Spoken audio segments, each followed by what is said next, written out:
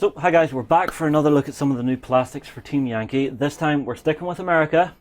We're going to have a look at the Cobra gunship. Or would it be called a gunship?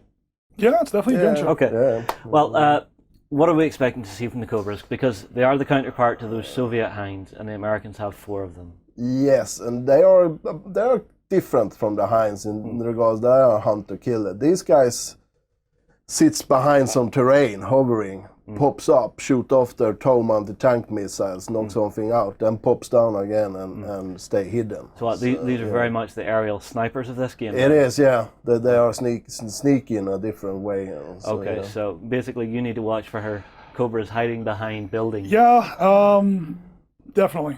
Yeah. I'm definitely going to be watching out for some Cobras and wondering what I'm going to do against them. Maybe my Hinds can deal with them. I don't know. Well, I think sweeping in, chase them off with the Hinds. Just go aggressively and try to get rid of them. And okay. Or buy some Shilkas when the Shilka comes out. Yeah. Well, you've seen the kit, Oriskany. What do you think? It's, again, a great kit.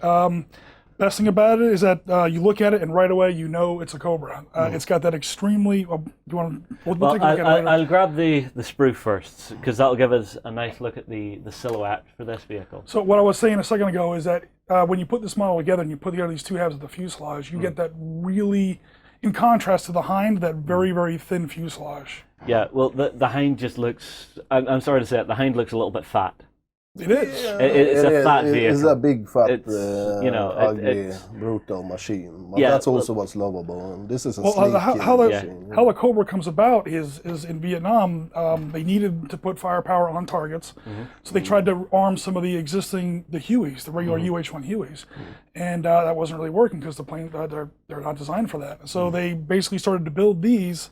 And one of the first things they built into it was the weapons officer and the pilot sit behind each other, and you get that really thin, present a small target, because you're going to be, at the end of the day, you're flying straight towards somebody, firing off mostly unguided ordnance at somebody who's shooting back at you. Yeah. You don't want to present a big target right there. So hey, guys, this is why we have Oriskany here. Well played. Right, so if we get back to the sprue, further down here, I'm assuming rocket pods and guns. It looks like 2 rotary guns there. I'm not sure if this looks like a minigun. Yeah. This does look like a minigun, yeah, which is quite nice. Yeah. We then have the top of the fuselage. We have the 2 little landing struts. We have some of the little winglets along here. And what are these? Are these rocket pods, maybe? I didn't get a good look at them. Yes. Be, yeah. Okay. I think that's for the big volume rocket pods against infantry. So I see. They are absolutely lovely. We then get another smaller sprue just for the final details. One of the major differences between this and the Hind has 5 rotors. This is running around on 2. You know, even the rear blade as well is running on 2 rotors. So I'm actually wondering, does that make a huge difference to it? Being 2 rotor versus 5. Would that make a huge difference? Not really a helicopter. You're more the tank guy? I don't know either, but it's based on the UH-1. The UH-1 had 2 rotors, and of course it's combat tested. It's got, if it works, don't fix it. Yeah. All right, pass me the built model. Here we go. Here's what I was... Again, this is another one I borrowed from one of our boot campers, Rasmus. Thank you very much. So we have, again, like you said, that classic very thin profile, and it looks so predatory whenever you see it.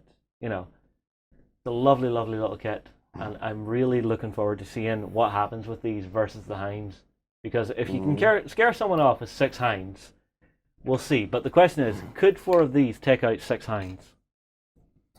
Well, I'm not really. Yeah, I guess.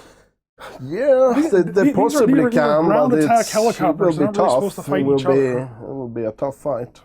All right. Well, I'm assuming the Hind wants to hunt this, and this probably wants to hunt those T-72s. For the weekend, I think that's well, because we mostly see helicopters and tanks on the tables for the weekend, because that's part of the first launch from Battlefront. Yeah.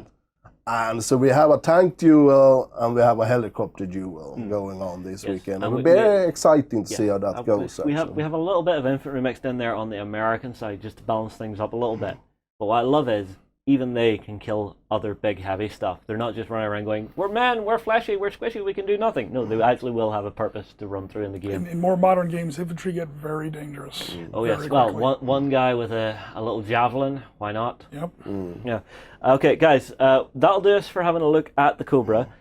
Don't forget, by commenting on any of the content this weekend for the boot camp, you could win a 2-player starter set for Team Yankee. Now, the way you enter is you actually post on any of the content through the weekend. So any of the posts on Facebook, YouTube, or any of the segments and the main flow on the actual threads during the weekend. So guys, we'll move on here. We'll see what else we can find, and we'll see you in the next video.